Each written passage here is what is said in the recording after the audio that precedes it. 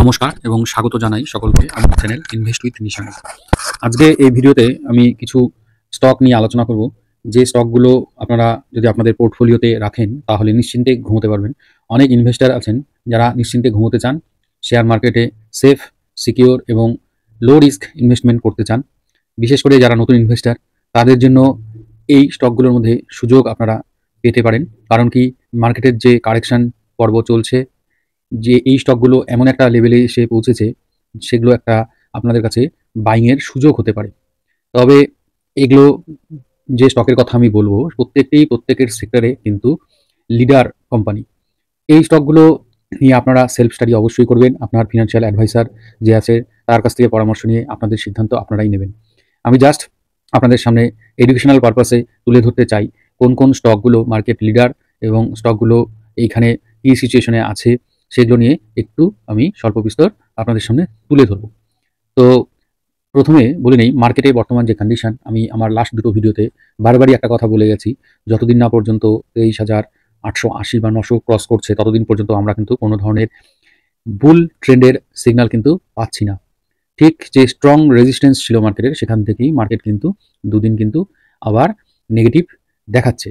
আপনি কিন্তু দেখেছেন যে বিশেষ করে মিড ক্যাপ স্টকগুলো কিন্তু ভালো রকমের ফল কিন্তু লাস্ট দুদিনে কিন্তু দেখিয়েছে। লার্জ ক্যাপ স্টকগুলোর মধ্যে কিছুটা স্ট্রেংথ দেখা যাচ্ছে। কিছু ফিনান্স সেক্টরের কিছু স্টক কিন্তু ভালো রকমের স্ট্রেংথ কিন্তু দেখাচ্ছে। এবার আমি যে কোম্পানিগুলো নিয়ে এখন কথা বলবো, কোনোটিকে আমি বাই, সেল বা হোল্ড আমি কিন্তু রেকমেন্ডেশন করছি না। আপনারা আপনাদের টাকা আপনাদের স্টাডি অনুসারে বা অ্যানালিসিস অনুসারে আপনাদের সিদ্ধান্তটা নেবেন। ভিডিওটা হয়তো একটু লেন্দি হবে, ফার্স্ট টু লাস্ট আপনারা থাকবেন। আর যদি এখান থেকে কেউ পজিটিভ কোনো নলেজ গ্যাদার করে থাকেন, তাহলে ভিডিওটিতে একটু লাইক করবেন, কমেন্ট করবেন, শেয়ার করবেন। নতুন যারা দেখছেন তারা আমার চ্যানেলটিকে সাবস্ক্রাইব করবেন।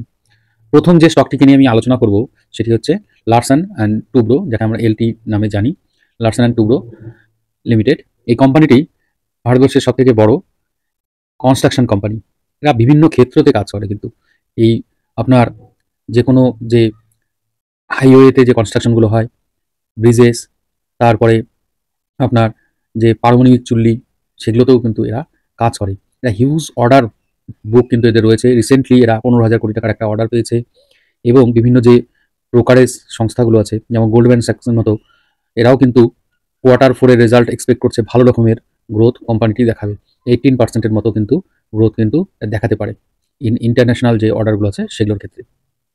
এর শুধু যে ভারতবর্ষেই কাজ করে হয় সেরকম না, প্রচুর বিদেশেও কিন্তু এর কিন্তু কাজ এরা করে থাকে। কনস্ট্রাকশন রিলেটেড কাজগুলো, বিভিন্ন রকমের যে ইঞ্জিনিয়ারিং অ্যান্ড ইনস্টলেশন যে কাজগুলো এরা করে থাকে। এই কোম্পানিটি কিন্তু ভালো রকমের একটা কারেকশন কিন্তু দেখিয়েছে। এখানে যে লেভেলে কোম্পানিটাকে পাচ্ছেন, আপনারা একটু চিন্তাভাবনা করতে পারেন। এর আগেও আমি এই কোম্পানিটাকে নিয়ে আমার একটি ভিডিওতে কিন্তু আমি আলোচনা করেছি, পারলে পরে এই ভিডিওটাও আপনারা দেখে নিতে পারেন। এটি ছিল আমার প্রথম স্টক, যেটা আপনার নিশ্চিন্তে থাকার মতো, বা রাতের ঘুম যে স্টকগুলো কেড়ে নেয় না আপনার পোর্টফোলিওতে থাকলে, তার মধ্যে অন্যতম একটি হচ্ছে লারসন অ্যান্ড টুব্রো। দ্বিতীয় যে স্টকটি নিয়ে আমি আলোচনা করব সেটি হচ্ছে আমাদের টাইটান কোম্পানি। জুয়েলারি বিজনেস, আপনারা জানেন জুয়েলারি বিজনেসের মধ্যে তানিস্ক একটি কিন্তু আপনাদের সুপরিচিত নাম। এটি কিন্তু টাইটানের, এটি একটি টাটা গ্রুপের কোম্পানি। এর হলো জুয়েলারি, ডায়মন্ড, গোল্ড, তারপরে আপনার টাইটান আই প্লাস, আপনারা জানেন। এই যে জিনিসগুলো আছে এগুলোর বিজনেস এরা হলো market leader. More than 50% market share কিন্তু এই কোম্পানিটির কাছে রয়েছে। এই কোম্পানিটি দেখবেন, এদের চার্ট যদি দেখেন, টেকনিক্যালি যদি দেখেন, এর একটা কিন্তু স্টেডি গ্রোথ কিন্তু ইয়ার আফটার ইয়ার কিন্তু দেখাচ্ছে। এই প্রত্যেকটি কোম্পানি একটি কারেকশন তো হয়েই আছে। এই যে কারেকশনের জন্য যে ডিসকাউন্টে আপনি পাচ্ছেন, এই কোম্পানিটি আগামীতে হয়তো এই ডিসকাউন্ট যেটুকু পাচ্ছেন আপনি, সেইটুকু তো রিকভার করে মার্কেটে একদিন উঠে দাঁড়াবে। তাছাড়াও অ্যানুয়াল যে গ্রোথ আছে কোম্পানিটার, সেই গ্রোথটাও কিন্তু এই কোম্পানির সাথে যদি অ্যাড হয়, তাহলে কিন্তু আপনি একটা ভালো প্রফিট এই কোম্পানিগুলো থেকে করতে পারেন। আমার থার্ড যে কোম্পানি, যে সেটি হচ্ছে একটি ফিনান্স সেক্টরের স্টক, সেটি হচ্ছে স্টেট ব্যাংক অফ ইন্ডিয়া, ভারতবর্ষের লার্জেস্ট এবং লিডার ব্যাংক, পিএসইউ ব্যাংক। এর কিন্তু ভালো রকমের একটা আপট্রেন্ড আগামীতে আসতে চলছে। কারণ কি, ফিনান্স সেক্টরের ক্ষেত্রে গভর্নমেন্ট যে আরবিআই ব্যাংকগুলোর হাতে কিন্তু প্রচুর লিকুইডিটি বাড়িয়েছে, সেই জন্য কিন্তু এই কোম্পানিগুলো বা এই ব্যাংকটি আগামীতে লাভবান হতে পারে। আপনারা এই স্টকটিকে নিয়েও ভাবতে পারেন। এরপরে ভারতবর্ষের সবথেকে বড় কোম্পানি সেটা হচ্ছে রিলায়েন্স। আপনারা জানেন অয়েল অ্যান্ড গ্যাস সেক্টরের সবথেকে বড় কোম্পানি। এই কিন্তু রিসেন্টলি জামনগরে একটি ডাটা সেন্টার তৈরি করবে। বর্তমানে কোম্পানিটি প্রায় 20% ডিসকাউন্টের মতো প্রাইসে কিন্তু ট্রেড করছে। এবং এর যে market cap, huge market cap, আপনারা দেখবেন এই কোম্পানিটাকে নিয়েও একটু স্টাডি করতে পারেন। কারণ কি এরা সবসময় কিন্তু বিভিন্ন রকমের নিত্য নতুন বিজনেসে ঢুকে যায় এবং সেখান থেকে কিন্তু একটা ভ্যালু আনলকিং এর ব্যাপার চলে আসে। ভ্যালু আনলকিং কি আপনারা নিজেরা একটু স্টাডি করে দেখে নেবেন। এরপর যে কোম্পানিটিকে নিয়ে কথা বলবো সেটি হচ্ছে ইন্ডিয়ার largest FMCG company Hindustan Unilever. এই কোম্পানিটি বিগত কিছুদিন ধরে কিন্তু রিটার্ন দেয়নি। আগামীতে আশা করা যাচ্ছে, যেহেতু ভারতবর্ষের আপনারা জানেন ইনকাম ট্যাক্সের যে ছাড় পাওয়া যাচ্ছে তার জন্য কনজাম্পশন মানুষের বাড়তে চলছে।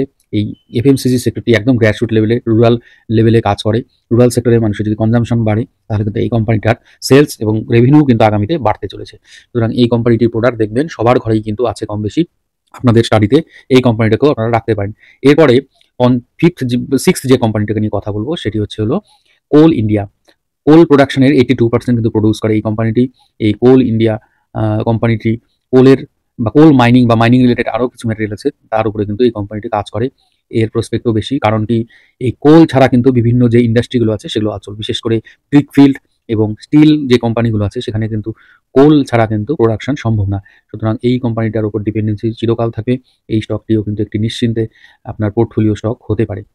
এরপর সেভেন্থ যে কোম্পানিটি নিয়ে আলোচনা করব সেটি হচ্ছে আমার এশিয়ান পেইন্টস, ভারতবর্ষের পেইন্টস ইন্ডাস্ট্রির লার্জেস্ট কোম্পানি।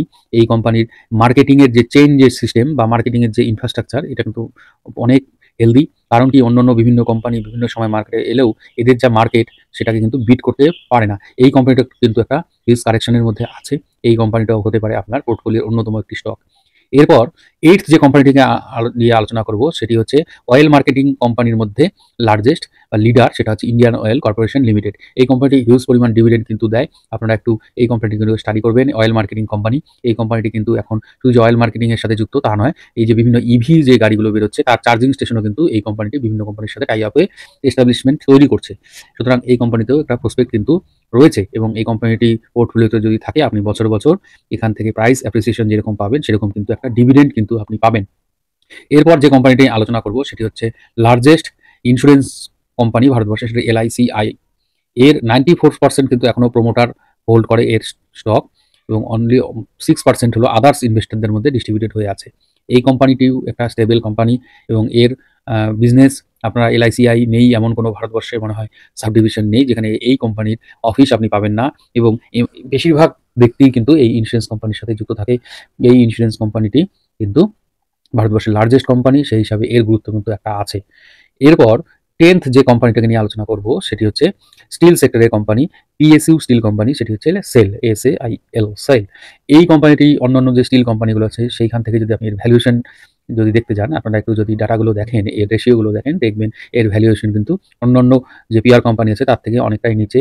এবং যেহেতু একটি PSU স্টিল কোম্পানি, এখান থেকে কিন্তু অনেক প্রোডাকশন হয় যেগুলো কিন্তু অন্যান্য কোম্পানিগুলো এদের কাছ থেকে পারচেস করে নিজেদের ট্যাগ লাগিয়ে মার্কেটে কিন্তু বিক্রি করে। এই কোম্পানিটিতেও কিন্তু একটা গ্রোথ প্রসপেক্ট রয়েছে। স্টিল সেক্টরের যেহেতু ইনফ্রাস্ট্রাকচার ভারতবর্ষের আগামীতে অনেক বৃদ্ধি পাবে, ভালো হবে, সেই জায়গায় দাঁড়িয়ে স্টিল সেক্টরের মধ্যেও একটা কিন্তু বুম দেখা যেতে পারে। সেই জায়গায় যদি আপনি ভ্যালু ইনভেস্টিং এর কথা ভাবেন তাহলে এই কোম্পানিটা অন্যতম একটি কোম্পানি। এরপর আমার 11th যে কোম্পানিটি সেটি হচ্ছে hero MotoCorp, largest two wheeler company. আমরা জানি কনজাম্পশন থিম, কনজাম্পশন যদি মানুষের বাড়ে তাহলে কিন্তু রুরাল সেক্টরে কিন্তু এর কিন্তু এমন আপনি যদি রাস্তায় দাঁড়ান দেখবেন 10টা বাইক গেলে পরে এই হিরো কোম্পানির বাইক অ্যাটলিস্ট 6টা বাইক আপনি দেখবেন। রুরাল সেক্টরের কথা বলছি, রুরাল এরিয়াতে আপনি দেখবেন এই কোম্পানির গাড়ি কিন্তু প্রচুর আছে। এই কোম্পানির ইভি যে গাড়ি সে নতুন নতুন মডেল কিছুদিনের মধ্যেই বাজারে দেখবেন লঞ্চ করে যাবে। এর ইভির ওপর কিন্তু IPO কিন্তু আগামীতে আসবে। এই কোম্পানিটি যেরকম বাইকের বিজনেসের সাথে যুক্ত, সেরকম বিভিন্ন ইন্স্যুরেন্সগুলো যেগুলো হয় এদের কোম্পানি থেকেও কিন্তু কিছু কিছু জয়েন্ট ভেঞ্চারে কিন্তু কাজ করে। সেখানে দাঁড়িয়ে এই কোম্পানির যেহেতু রুরাল সেক্টরে যদি কনজাম্পশন বাড়ে তাহলে কিন্তু এই কোম্পানিটাও কিন্তু গ্রোথ প্রসপেক্ট কিন্তু রয়েছে। এই কোম্পানিটির স্টকের প্রাইস হিউজ কারেকশনের মধ্যে আছে, আপনারা একটু দেখে নিতে পারেন। এরপরে আসি ফোর হুইলারের ক্ষেত্রে লার্জেস্ট কমার্শিয়াল ভেহিকেল যদি বলেন, ফোর হুইলার শুধু না, কমার্শিয়াল যে ভেহিকেলগুলো হয় তার মধ্যে অন্যতম কোম্পানি সেটি হচ্ছে টাটা মোটরস। এই কোম্পানিটি একটি নির্দিষ্ট সাইকেলে কিন্তু চলে, দেখবেন কিছুটা হিউজ রকমের কারেকশন হয় তারপরে আবার গ্রোথ বা একটা বুল ট্রেন্ড ধরে এবং সেটাতে প্রায় ডাবলেরও বেশি কিন্তু প্রাইস অ্যাপ্রিসিয়েশন দিয়ে দেয়। হিস্ট্রি যা বলে, এবার হিস্ট্রি যাই বলুক, এই কোম্পানিটি লার্জেস্ট কোম্পানি এবং এটা নিশ্চিন্তে ইনভেস্ট করার মতো একটা কোম্পানি, কারণ কি বিভিন্ন ক্ষেত্রে কিন্তু এদের বিজনেস জড়িয়ে আছে। এবং এই টাটা মোটরস, এই টাটা ব্র্যান্ডটির উপরে কিন্তু যেটাই চোখ বন্ধ করে ভরসা করার মতো ব্র্যান্ড, যে কোম্পানি বা যে মাদার কোম্পানি টাটা, এর উপর মানুষের কিন্তু আস্থা এবং ভরসা ছিল, আগামীতেও আপনারা রাখতে পারেন। এই কোম্পানিটিকে নিয়েও স্টাডি করে আপনারা দেখতে পারেন।